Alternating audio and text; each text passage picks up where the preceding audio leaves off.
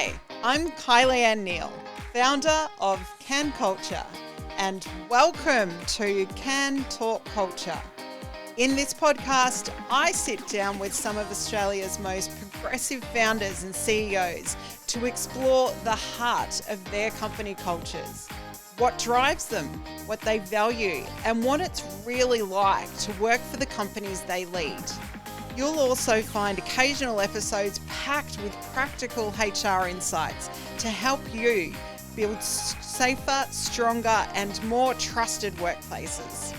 So whether you're a new team member getting to know your workplace, curious about creating remarkable company cultures, or just wanting to know more about implementing HR best practice, you're in the right place. Let's dive in. Hello, and welcome to the Kan Talk Culture podcast. I'm Kylie Neal. Today, I want to ask, can we talk about the word professional? Because I actually think it's done more damage than we actually realise. It sounds harmless, right? Being professional is about being respectable, reasonable, even aspirational. Be professional, act professional, stay professional. That's what adults do at work. And obviously, some version of professionalism matters. I'm not talking about being careless or rude or chaotic or making every workplace interaction deeply personal. That's not the point here. But somewhere along the way, I think this word started creating a lot more than it was actually meant to. It stopped meaning things like be respectful, reliable, thoughtful, be accountable, and started meaning something else. It started meaning something a little bit tighter, a little bit more performative, a bit more disconnected. And I think for a lot of people, professional has quietly become code for hide what you really think. Don't show too much feeling. Don't be too direct. Don't be too honest. Don't be different. Don't be too much. Basically, be less human. And the problem is that a lot of us learned that so early and so thoroughly that we stopped questioning it. We just assumed that's what maturity at work looks like. But I actually don't think it is. And today, I want to unpack that a little. Because I think a lot of people are carrying unnecessary pressure around how to show up professionally. And it may actually be making them less effective, not more. Early in my career, I really thought that being professional meant being polished all the time. I thought it meant having the right tone, the right expression, the level of composure, the right words ready at the right time. I thought it meant not showing too much, not being too emotional, not being too candid, not revealing uncertainty, not saying the wrong thing, not asking the wrong question or reacting too visibly when something felt off. I was trying so hard to get it right. And honestly, it was really exhausting. Because when you're constantly managing how you're coming across, you're not actually in the conversation. You're kind of hovering above yourself the whole time. You're monitoring and editing and adjusting. And you have to split your attention between the moment itself and this running internal commentary that says, do I sound smart enough? Was that too strong? Was that too quiet? Did I come across badly? Should I have even said that differently? Am I being taken seriously? Am I doing this right? That kind of self-monitoring takes so much effort and energy. And I think a lot of people are doing it every day without even naming it, especially people who've had to work extra hard to be accepted in professional spaces. People who've been told, either directly or indirectly, that they need to tone something down, their voice, their emotion, their style, personality, their honesty, their presence. So they learn to smooth themselves out. And maybe that helps them survive. Maybe it even helps them succeed for a little while. but it often comes at a cost, because eventually you can start losing touch with what you actually think, what you actually feel, and what you want to say. And you become so focused on delivering the acceptable version of yourself that you stop feeling fully present. And that's not professionalism, that's performance. Somewhere along the way, professional became code for a very specific kind of behavior. Don't show emotion. Don't challenge too directly. Don't make people uncomfortable. Don't say too much. Don't be messy. Don't be complicated. Don't be intense. Don't be too passionate. Don't be quiet either, but also don't be too visible. It's a moving target, which is part of the problem. Because nobody gives you the full rule book. You just absorb it.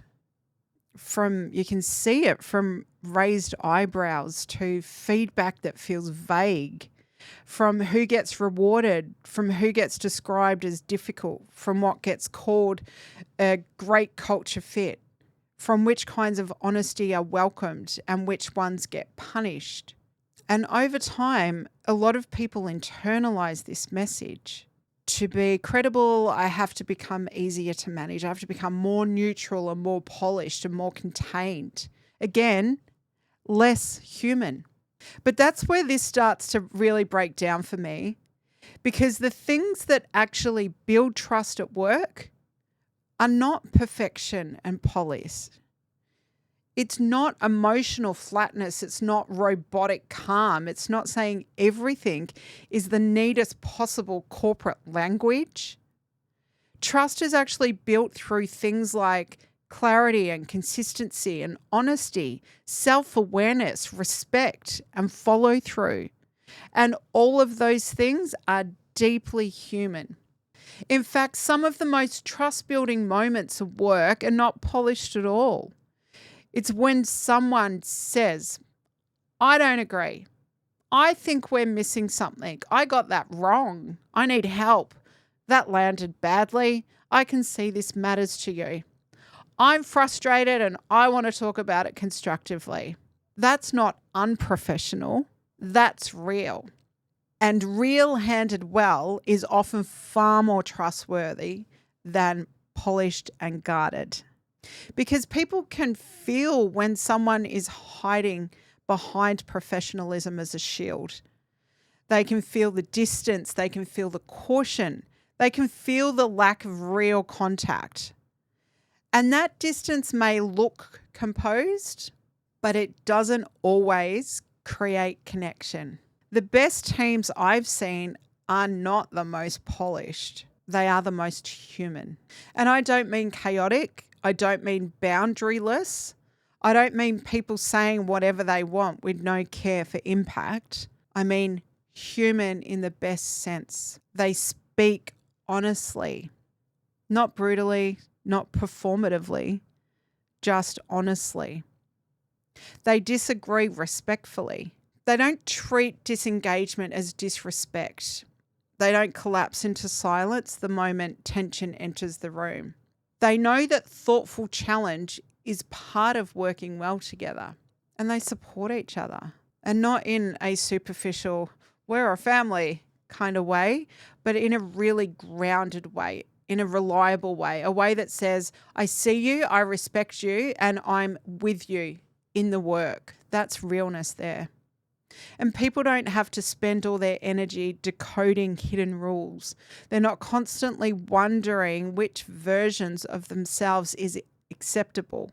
And they're not trying to sound impressive all the time. They can just engage.